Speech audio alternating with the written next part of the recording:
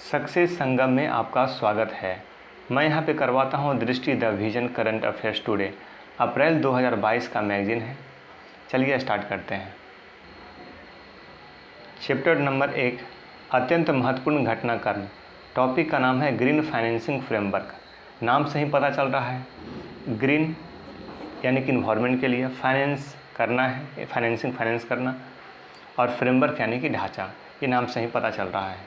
ये चर्चा में क्यों है, फिर इसके बाद ग्रीन फाइनेंसिंग के बारे में बताया गया है, फिर आवश्यकता क्यों है इसके बारे में बताया गया है, फिर ग्रीन फाइनेंसिंग के परिदृश्य में 3 उल्लेखनीय विशेषताएं ग्रीन फाइनेंसिंग का विशेषताएं बताया गया है, फिर आगे की राह बताया गया है, और लास्ट में यहाँ पे एक आपका क्वेश्चन देता है। पूरे टॉपिक को समझ करके फिर ये क्वेश्चन को आप बना सकते हैं। तो क्वेश्चन पहले देख लीजिए। ग्रीन फाइनेंसिंग से रिलेटेड एक क्वेश्चन है, इसको आप पहले समझ लीजिए। हरित वित्त की आवश्यकता, यानी कि हिंदी में हरित वित्त, ग्रीन फाइनेंसिंग को ही कहते हैं हरित वित्त। हरित वित्त की आवश्यकता को ध्यान में रखते हुए इससे संबंधित मुद्दा पर चर्चा कीजिए और सुझाव दीजिए कि किस प्रकार हरित वित्त ढांचे को प्रभावी बनाया जा सकता है। तो सबसे पहले आप हरित वित्त के बारे में आपको बताना होगा, फिर उससे संबंधित जो मुद्दा है उस पर आपको कुछ बात और विशेष बतानी होगी, और आपको सुझाव देना होगा कि किस प्रकार से जो ग्रीन फाइनेंसिंग फ्रेमवर्क है इसको प्रभावी बनाया जा सकता है। तो सुझाव आपको कहाँ से मिल जाएंगे? आगे की राह से।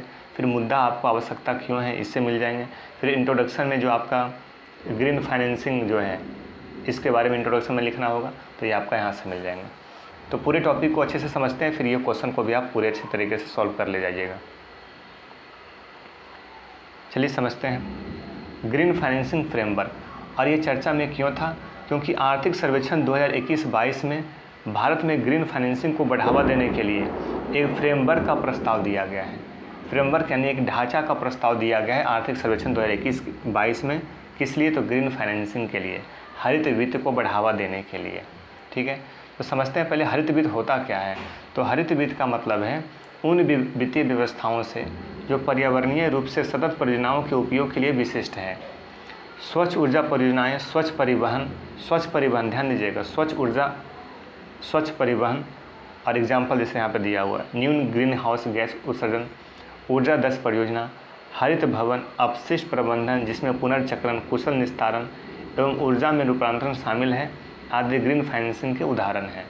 यानी कि इन सब सेक्टर में अगर स्वच्छ ऊर्जा परियोजना में हम लोग खर्च करेंगे, फाइनेंस करेंगे, स्वच्छ परिवहन को लेकर के आएंगे, इसको बढ़ावा दिया जाएगा स्वच्छ परिवहन को, तो न्यून ग्रीन हाउस गैस उत्सर्जन होगा, मतलब ग्रीन हाउस जो गैस है वो कम से कम उत्सर्जित होगा, ऊर्जा में दक्षता आएगी, हरित भवन का निर्माण और अपशिष्ट प्रबंधन हो सकेगा। तो इस तरीके से हम लोग ग्रीन को फाइनेंस करके जो इन्वायरमेंट से रिलेटेड जो उद्देश्य है उसको पूरा कर सकते हैं। तो आर्थिक सर्वेक्षण 2021-22 में ग्रीन फाइनेंसिंग फ्रेमवर्क को बढ़ावा देने के लिए प्रस्ताव दिया गया है, और ये ग्रीन फाइनेंसिंग होता क्या है यहाँ तक आपको समझ में आ गया होगा। तो आप यहाँ से इंट्रोडक्शन लिख सकते हैं कि ग्रीन फाइनेंसिंग क्या होता है। तो ग्रीन फाइनेंसिंग उन वित्तीय व्यवस्थाओं से संबंधित है जो पर्यावरणीय रूप से सतत परियोजनाओं के उपयोग के लिए विशिष्ट है। स्वच्छ ऊर्जा परियोजना, स्वच्छ परिवहन, जैसे मैं एग्जाम्पल दे दिए, न्यून ग्रीन हाउस गैस उत्सर्जन, ऊर्जा दक्षता परियोजना, हरित भवन इत्यादि संदर्भ में फाइनेंसिंग करना ग्रीन फाइनेंसिंग के उदाहरण हैं। तो ये आपका यहाँ पे इंट्रोडक्शन तैयार हो गया यहाँ पे आपका। अब ग्रीन फाइनेंसिंग की आवश्यकता क्यों पड़ा, तो यहाँ पर समझ लीजिए। हरित वित्त सरकार और केंद्रीय बैंक के लिए तेज़ी से एक सार्वजनिक नीति प्राथमिकता के रूप में उभर रहा है। यह एक सामयिक कदम है क्योंकि भारत को अपने जलवायु दायित्वों को पूरा करने और कम कार्बन उत्सर्जन हेतु वित्त पोषण के लिए वित्त की मात्रा को तत्काल बढ़ाने की आवश्यकता है। यहाँ पे कह रहा है कि ग्रीन फाइनेंसिंग इसलिए आवश्यक है क्योंकि एक सामयिक, मतलब समय को देखते हुए कदम उठाया गया है। क्योंकि भारत एक टारगेट रखा है जीरो कार्बन करने का, 2070 तक कार्बन न्यूट्रल करने का। तो ये जो टारगेट रखा है तो ये एक दायित्व है, तो दायित्व को पूरा कैसे किया जाएगा, तो इसलिए ग्रीन फाइनेंस जो है यहाँ पे महत्वपूर्ण साबित होगा। फिर आगे देखिए, वित्त मंत्रालय 2018 द्वारा प्रकाशित नवीनतम अनुमानों के अनुसार भारत के वर्तमान राष्ट्रीय स्तर पर निर्धारित योगदान NDCs की संचयी लागत $3.5 ट्रिलियन है। देखिए इस पॉइंट पर ध्यान दीजिएगा।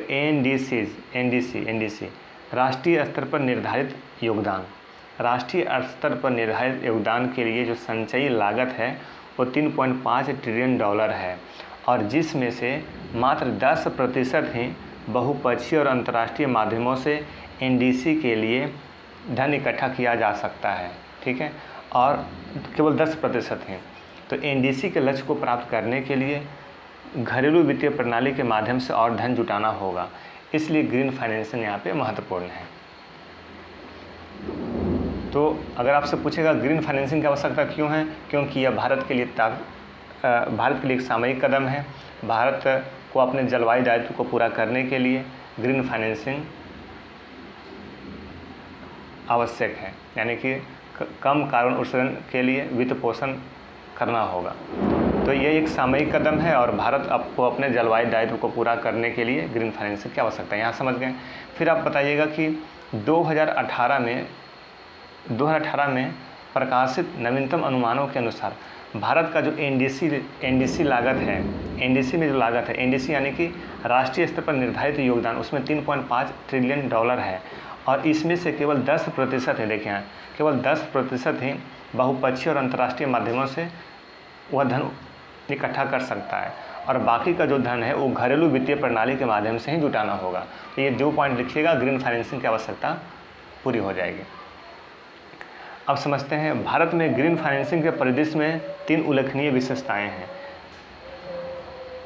तो यहाँ पे इसकी विशेषताओं में ये जो विशेषता दिया हुआ है इसको आप यहाँ पे खुद से पढ़ लीजिए। कोई विशेषता नहीं है जिसको आप अपने कॉपी में लिख सकें या फिर उसको आप यूज़ कर सकें।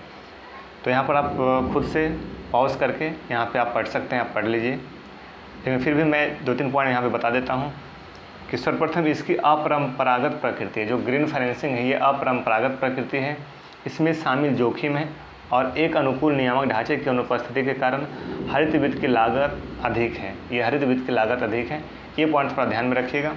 इसके अलावा ये जो 2-3 पॉइंट नीचे दिया हुआ है इसको आप यूज एग्ज़ाम में कर पाते हैं तो अच्छी बात है, वैसे आप इसको आप खुद से रीडिंग मार लीजिए। फिर मैं आगे यहाँ पे आपको बताता हूँ, यहाँ पर ध्यान रखिए। अस्थायी वित्त समूह, अंतर्राष्ट्रीय मानक निर्धारण निकायों, अन्य केंद्रीय बैंक, अन्य वित्तीय क्षेत्र के नियामकों एवं सरकार के साथ जलवायु जोखिम से संबंधित मुद्दों में समन्वय करता है। तो ये अस्थायी वित्त समूह क्या है? तो अंतर्राष्ट्रीय मानक निर्धारण निकायों और अन्य जो केंद्रीय बैंक हैं और वित्तीय क्षेत्र के नियामकों एवं सरकार के साथ जलवायु जोखिम से संबंधित मुद्दों में समन्वय करता है। तो ये अस्थायी वित्त समूह का योगदान हो सकता है कहाँ?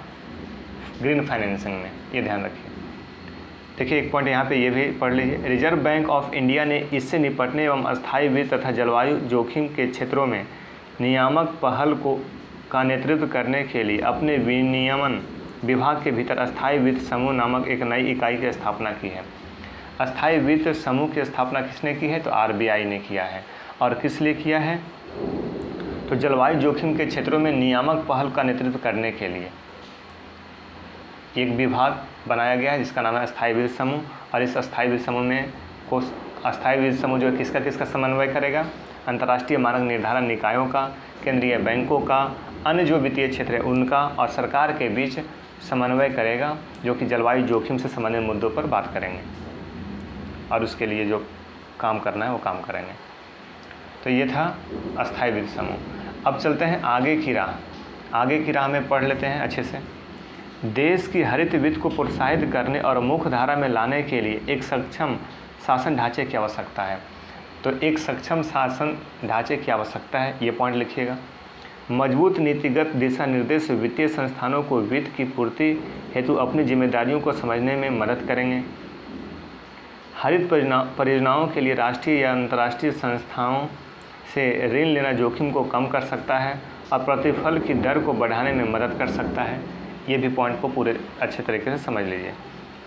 फिर उसके बाद यहाँ ग्रीन फाइनेंसिंग टेक्सोनॉमी को एनडीसी के लक्ष्यों के साथ जोड़ा जा सकता है। एनडीसी के लक्ष्य के साथ ग्रीन फाइनेंसिंग को भी आप जोड़ सकते हैं। ये भी आपका एक आगे की राह में प्रयास हो सकता है। फिर आगे देखिए, यदि वित्तीय क्षेत्र के नियामक उन्हें हरित ऋण देने के लिए बेंचमार्क के रूप में अपनाते हैं तो समग्र लागत और वित्त तक पहुँच पर सकारात्मक प्रभाव पड़ सकता है। हरित उद्देश्यों के लिए वित्त जुटाने के लिए नीतिगत समर्थन, विनियमों और जोखिम समान उपकरणों के मिश्रण की आवश्यकता होती है। इसकी सफलता इस बात से निर्धारित होगी कि हम व्यवहार्यता अंतर को भरने और निवेश को बढ़ाने के लिए सार्वजनिक धन और नीतियों का रणनीतिक उपयोग करने में कितने सक्षम हैं। तो ये जो आपका आगे की राह है, इसमें 2 पॉइंट याद रखिए। पहला पॉइंट, देश को हरित वित्त को प्रोत्साहन के लिए एक सक्षम शासन ढांचे की आवश्यकता है। फिर दूसरा पॉइंट ये भी ध्यान रखिए कि ग्रीन फाइनेंसिंग टेक्सोनॉमी को एनडीसी के लक्ष्यों के साथ जोड़ा जा सकता है। ये आप निष्कर्ष में दीजिएगा, अपना आगे की राह यानी कि सुझाव दीजिएगा। तो इसमें ये सारा पॉइंट लिख सकते हैं। फिर ये दूसरा पॉइंट भी याद रखिए, मजबूत नीतिगत निर्देश होना चाहिए जो वित्तीय संस्थाओं को वित्तीय की आपूर्ति करने हेतु अपनी जिम्मेदारियों को समझने में मदद करेंगे। तो ये 2-3 पॉइंट आप अपने दिमाग में रखिए और बाकी फिर आप प्रश्न को देखिए। हरित वित्त की आवश्यकता को ध्यान में रखते हुए हरित वित्त क्या है इसके बारे में लिख दीजिएगा। आपको बता दिया गया है कि हरित वित्त वित्तीय व्यवस्थाओं से संबंधित है जो पर्यावरणीय रूप से सतत परियोजनाओं के लिए उपयोगी होता है, जिसमें स्वच्छ ऊर्जा परियोजना और स्वच्छ परिवहन और इनके माध्यम से न्यून ग्रीन हाउस गैस, ऊर्जा दक्षता, हरित भवन अपशिष्ट प्रबंधन इत्यादि जो है ग्रीन फाइनेंसिंग के उदाहरण हैं। ये लिख दीजिएगा। इससे संबंधित मुद्दा पर चर्चा कीजिए।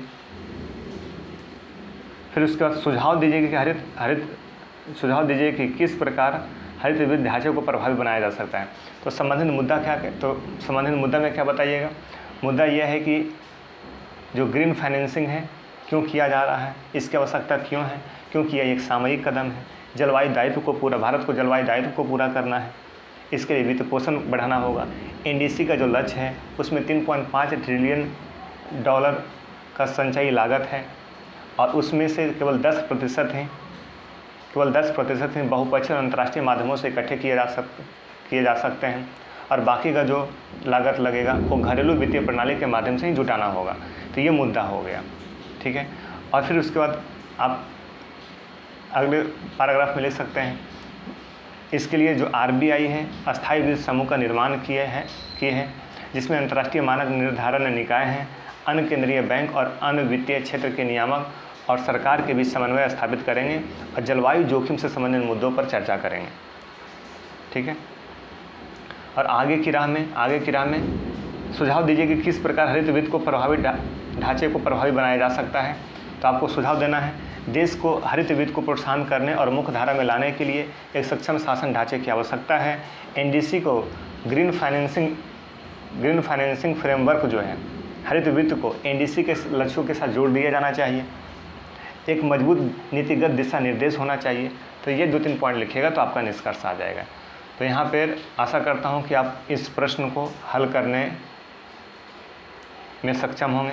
इस प्रश्न को आप खुद से लिखिएगा और आप हमारे टेलीग्राम चैनल को ज्वाइन कर लीजिए, लिंक डिस्क्रिप्शन में दे दिया हूँ। फिर मिलते हैं अगले वीडियो में नए टॉपिक को लेकर के। Okay bye, thank you.